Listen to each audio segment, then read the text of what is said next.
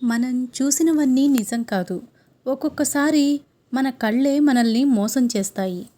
ప్రేమతో చేరదీస్తే క్రూర మృగాలు కూడా ప్రేమను చూపిస్తాయి. కానీ కొన్ని రిలేషన్స్ ఎంత ప్రేమను చూపించినా బాధనే మిగులుస్తాయి. మంచిగా ఆలోచించు, మంచిగా మాట్లాడు, మంచిగా పనిచేయి. ఎందుకంటే నీవు ఏమి చేస్తావో అదే తిరిగి నీ దగ్గరికి వస్తుంది. ఒకరి వ్యక్తిత్వాన్ని వేలెత్తి చూపే అధికారం ఎవరికీ లేదు. ఒకరిని నిందించే ముందు నాకా అర్హత ఉందా లేదా అని మిమ్మల్ని మీరు ప్రశ్నించుకోండి. ఉన్నవారికి కష్టం వస్తే ఊరందరూ చుట్టాలే. లేని వారికి కష్టం వస్తే అయిన వాళ్ళు కూడా పలకరించరు.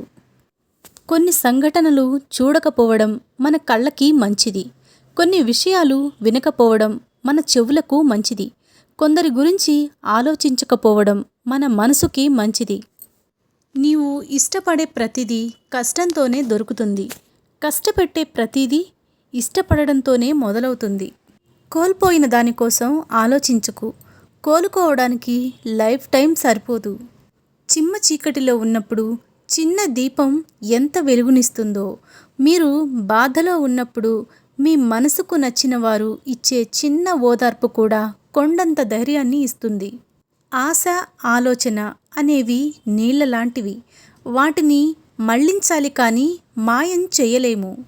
మనం చూసినవన్నీ నిజం కాదు. ఒక్కోసారి దూరం నుంచి చూస్తే ఉప్పు కూడా చక్కెరలాగే కనబడుతుంది. పుస్తకంలోని గొప్పతనం అందులో ఉండే విషయం మీద ఆధారపడి ఉండదు.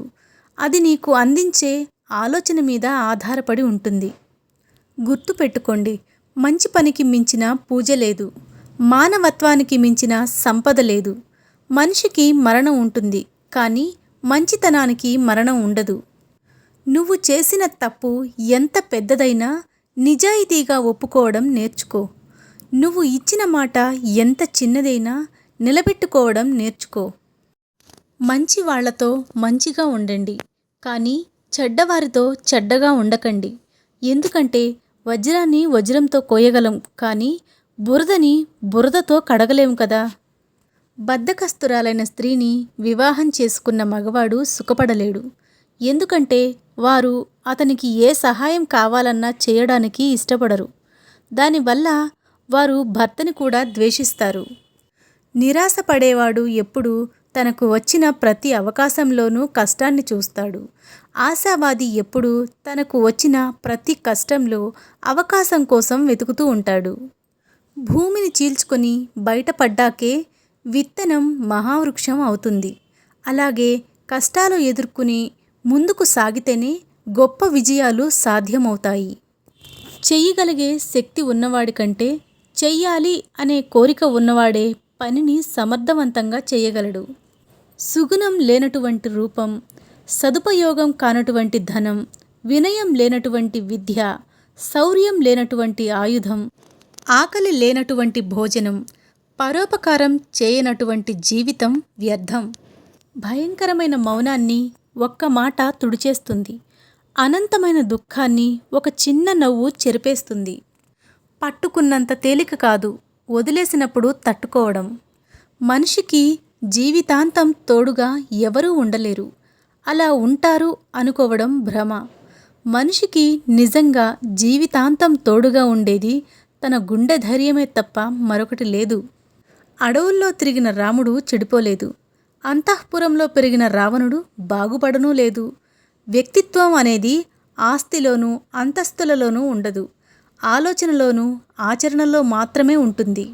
శరీరాన్ని చూసి ఇష్టపడే ప్రేమ అవసరం తీరే వరకే ఉంటుంది. కానీ మనసును చూసి పుట్టే ప్రేమ మరణం వరకు తోడుగా ఉంటుంది. ఈ సమాజం దృష్టిలో గొప్పగా ఉన్నా లేకున్నా పర్వాలేదు, కానీ మీ మనస్సాక్షి ముందు గర్వంగా తలెత్తుకుని బ్రతకగలిగితే అంతకంటే గొప్ప జీవితం ఇంకొకటి లేదు.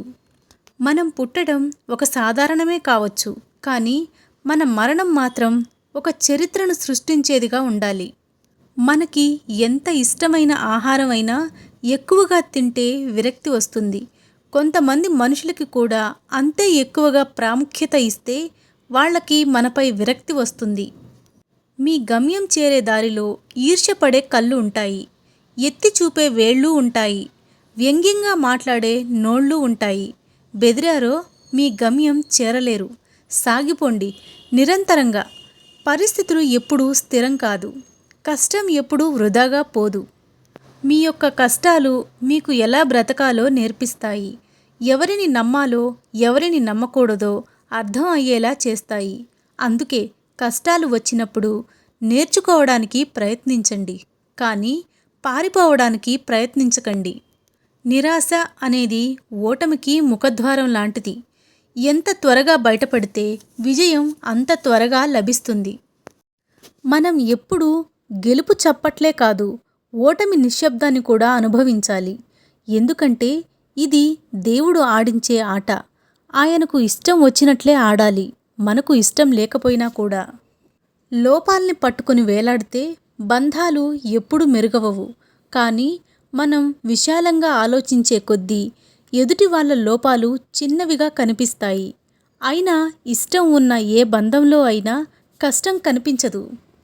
మీ వాళ్ళు ఎవరో తెలియాలంటే సమస్యలు చుట్టుముట్టాల్సిందే. ఆలోచించండి, అంతా మీ మంచికే. సమస్యలు చుట్టుముట్టినప్పుడే మన చుట్టూ వాళ్ళు ఉన్నారా లేదా అని ఆలోచిస్తాం కదా. మన మనసు ముక్కలైపోవడానికి పెద్ద పెద్ద గొడవలు అవసరం లేదు.